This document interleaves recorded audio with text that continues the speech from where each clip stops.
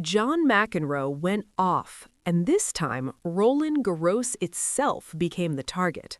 The man who dismantled opponents for decades with a racket discovered at 67 years old that he still possessed the detonation capacity to obliterate institutions with nothing but his voice. A poster, a missing name, and a tournament with a 40-year history of treating its women like footnotes. The moment McEnroe noticed Alex Eala's name absent from the Roland Garros main draw promotional material, something snapped inside him that no broadcast directive, no legal team, no French Tennis Federation press officer could contain. What erupted next exposed truths about the sport's most prestigious clay court event that officials had buried beneath decades of Parisian prestige and media deference. This is the complete account, every layer, every consequence, and the question burning at the center of it all, one this sport cannot afford to avoid any longer. Roland Garros does not merely host a tennis tournament. It performs one.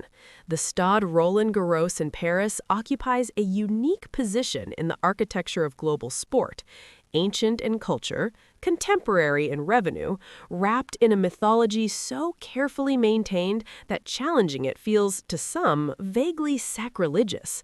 The red clay, the Coupe Suzanne Lenglen, the champagne ambiance of the 16th arrondissement pressing against the stadium walls. These elements combine into something more than athletic competition. They become theater. And like all theater, Roland Garros decides who receives the spotlight and who stands in the dark. In April 2026, the tournament officially unveiled its entry lists for the second Grand Slam of the year, scheduled from May 18th through June 7th. The women's field featured every anticipated elite competitor. World number one, Aryna Sabalenka, described as completing a majestic sunshine double and targeting a Grand Slam she holds in her heart, alongside Elena Rybakina, Coco Gauff, Iga Swiatek, and the full constellation of ranked excellence. Among those confirmed entries, ranked 45th in the WTA, was Alexandra Eala of the Philippines, officially listed among the 104 players set to compete in the main draw, her name appearing on the tournament's own website as a direct entry for the second consecutive year. A confirmed participant, a ranked professional, a player whose 2025 breakthrough had produced one of tennis's most documented and celebrated emergence stories: Miami semifinals, first WTA title in Guadalajara, first Filipino woman to win a Grand Slam main draw match. Yet, when Roland Garros released its primary promotional material, the poster distributed across platforms, the visual face of the 2026 tournament presented to the global audience, Eala's name was absent. Not buried in fine print, not listed in a secondary category, absent. The official entry list confirmed her presence. The visual architecture of the tournament communicated something entirely different, a visual hierarchy that elevated certain competitors while rendering others functionally invisible to casual observers encountering the tournament for the first time. This was not a clerical anomaly. This was a pattern with documented precedent, and the man who would detonate it publicly had spent decades watching this pattern operate from inside the broadcast booth, where it had never previously cost him anything to stay silent. This time, McEnroe chose differently, and the consequences arrived within hours. Understanding why McEnroe responded with the specific ferocity he deployed requires understanding both the institution he challenged and the personal stakes he carried into the confrontation. McEnroe had been part of TNT Sports' Roland Garros commentary team, a broadcast lineup featuring Andre Agassi, Boris Becker, Chris Evert, Jim Courier, Patrick McEnroe, Venus Williams, and Caroline Wozniak. His presence on that team had already generated significant criticism from tennis communities, with one widely shared Reddit post arguing, "John doesn't care about anyone outside the top 10. That characterization had followed him. He'd absorbed it publicly, deflected it privately, and continued operating within a broadcast ecosystem that rewarded institutional comfort over confrontational honesty. But the context surrounding Roland Garros and women's tennis had been deteriorating visibly. Since introducing night matches in 2022, the tournament had assigned 32 of 34 prime time slots to men's matches exclusively. The Women's Tennis Association had formally called for a balanced match schedule that showcases the best of both women's and men's tennis. Ons Jabeur had released a public statement declaring honoring one side of the sport shouldn't mean ignoring the other. These grievances were documented, verified, and repeatedly dismissed by tournament director Amelia Morose, who had remained implacably opposed to the concept of women playing the premier night slot. Coco Gauff had joined the scheduling debate directly. Former professional Chanda Rubin had questioned the structural logic publicly. You have a night session, you start at a certain time, you can have a couple of matches, you can play a women's match, you can play a men's match, and there is no issue. None of it shifted the institutional calculus. The French Tennis Federation had weathered these storms with the practiced composure of an organization that understands its own leverage. Then McEnroe saw the poster without Eala's name.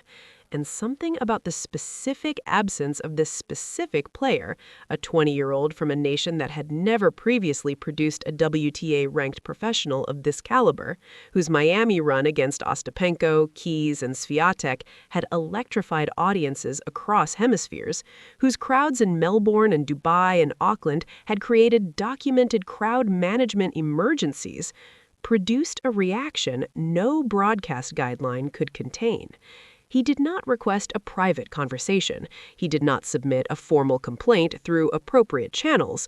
He did not allow his legal team to review the language before it became permanent record.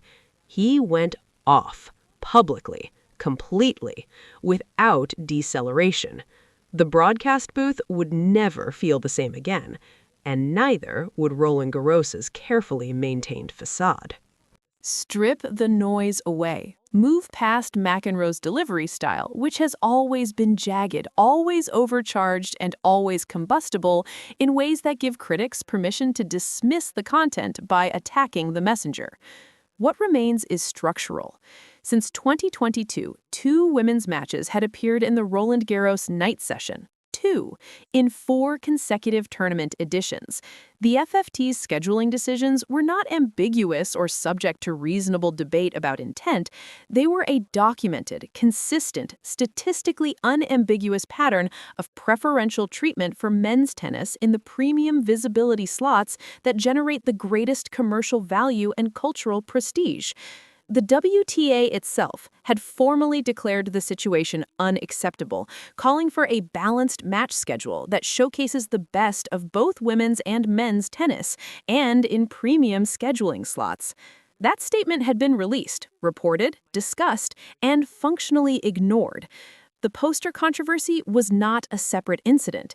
It was the promotional dimension of the same philosophy that women's tennis, regardless of ranking, regardless of cultural significance, regardless of crowd-generating capacity, occupied a subordinate position in the French Tennis Federation's vision of what Roland Garros represents to the world. Eala embodied the contradiction most sharply because her crowd-generating capacity was not theoretical. It had been observed, documented, and discussed by former professionals and broadcast personalities across multiple continents. Her matches in Melbourne had created documented crowd management emergencies. Standing room-only scenes had followed her from city to city. The idea that such a player would be excluded from the primary promotional face of a Grand Slam she was officially entered in, while that same tournament positioned itself as a celebration of tennis history, was not an oversight. It was a choice, and choices carry accountability. McEnroe forced that accountability into the public record, imperfectly, characteristically loudly, with all the rough edges his personality supplies, but with a factual foundation that officials could not contest by attacking his tone. Eala herself, preparing in Madrid before her clay swing resumed, had already acknowledged the complexity of her position at this level. At this level, it does come with its struggles. There's a lot of attention. I think sometimes it's a lot. She carried the weight of representing an entire nation's first presence at this stage of professional tennis. The institutional indifference captured in a poster's absent name added dimensions to that weight she had not chosen and could not remove.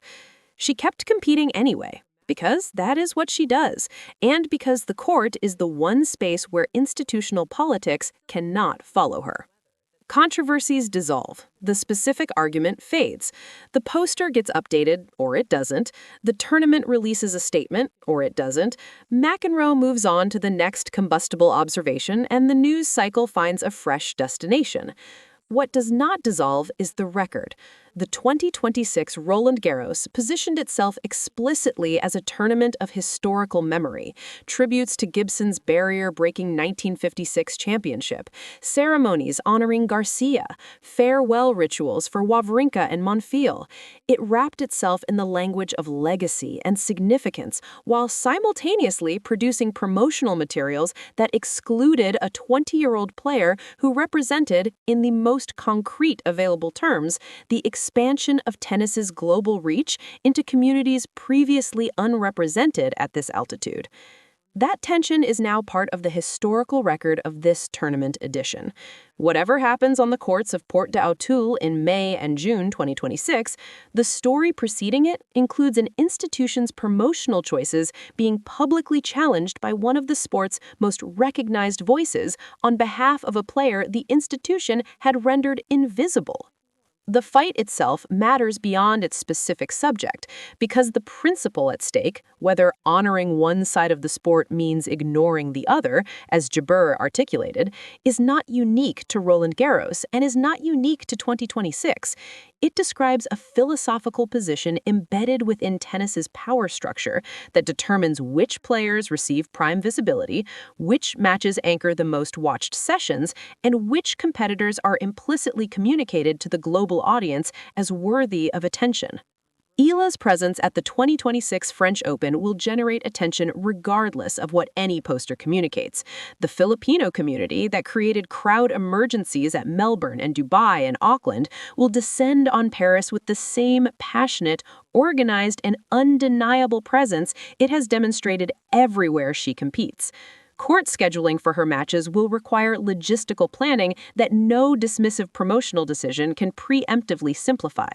The institution will confront, in real time, the gap between the audience it assumed and the audience this player actually commands. And somewhere in the broadcast booth, John McEnroe will be watching, with an opinion prepared and a microphone live. So here is the question this moment demands you answer. When a tournament with Roland Garros' prestige and history treats a confirmed, ranked, crowd-filling competitor as invisible in its own promotional material, is that administrative negligence, deliberate institutional bias, or something tennis needs to dismantle entirely before the next generation of players arrives to inherit it? Tell us exactly where you stand in the comments. The poster controversy will resolve. The tournament will proceed. Eala will walk onto a Roland Garros court in May 2026, and the crowd will make certain no institutional silence can compete with the noise she generates simply by existing at this level. But the fight McEnroe forced into the Open about visibility, about representation, about which players' Grand Slam tournaments decide deserve to be seen, that fight does not end with a promotional update. It continues with every scheduling decision, every night session assignment, every promotional choice that either confirms or contradicts the principle that women's tennis deserves equal space in the architecture of this sport's most prestigious events.